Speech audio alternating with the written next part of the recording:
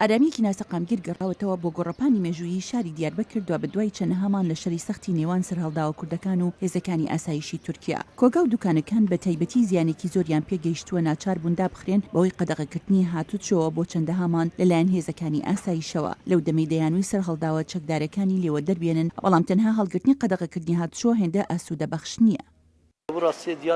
ئالێرەدا قەرەباڵغترین شەقامی دیاربەکر بووە، بەڵام هەنووکە کشوماتە و بربەستەکانی پۆلیسی لێیە.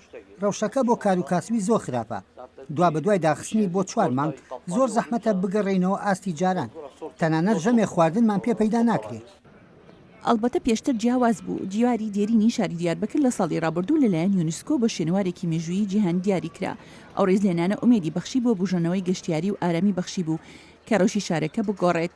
زۆربەی ئوتێلەکان پارەیەکی زۆریان قەرز کرد بۆ نوێژەنکردنەوە، هەرچەندێک کە ژمارەیەکیان لە میانی شەڕەکە لەلایەن هێزەکانی ئاسایشەوە داگیر کرابوون کە ئەوەش بووە هۆی هەرسهێنانی کاروکاسبی بە تایبەتی لە ناوچەی سوور. 7-8 aya yakın bir süredir. بۆ زیاتر لە 8 مانگە و لە سوور هیچ کاروکاسبێک نەکراوە. پێویستە خەڵکی ئامەد بێنە ئێرە بۆ کڕینی کەلوپەلیان تا ژیان لێرە ببێژێتەوە. هەرچەندێکە کاردارەکان بڕێکی زۆری پارەیان قەرز کردووە و ناتوانن قەرزەکانیان بە تایبەتی لە بانکەکان بدەنەوە، دووچاری ناڕەحەتیەکی زۆریش بوونەتەوە. لە کاتێکدا دانیشتوانی ناوخۆ بەدەم بانگوازەکەەوە بۆ گەڕانەوە بۆ گۆڕەپانی گەشتیاری شارەکەەوە هاتن، هێشتا ڕەوشەکە سەقامگیر نییە.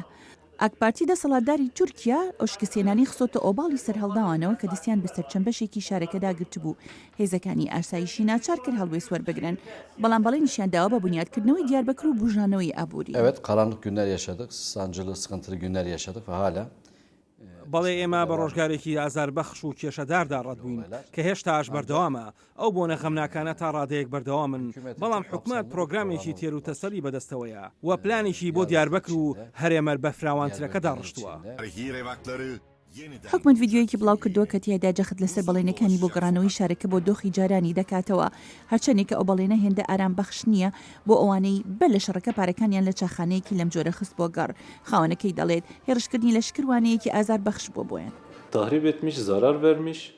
زیان و ئازارکی ئەجگار زۆریان پێگەیاندین، بەڵام لە ڕاستیدا پەیامێکیان ئاڕاستە کردین، ئەویش ئەوەی ئەگەر بێت و بوێرین جارێکی دیکەکاری لەو جۆرە بکەینەوە ئەوەوە هامان بەسەردێنن. ئەمەش لە ڕاستیدا ڕێبازێکی لە ڕادەبە دەردوژمن کارانەیە کە پڕە لە ڕق و کینە و تۆڵەکردنەوە بە شێوەیە کە ناتوانین لێی تێبگەین. ئاژاوشە دووبارە یەخی دیاربەکری گرتوتەوە لە بری ئەوەی بێتە وێزگەیەکی گەشتیاری بۆ گەشتیاران لەسەر لیستی شوێنە ئارامەکان بۆ گەشتکردن ماوەتەوە. شایان پاشا، دەنی ئەمریکا.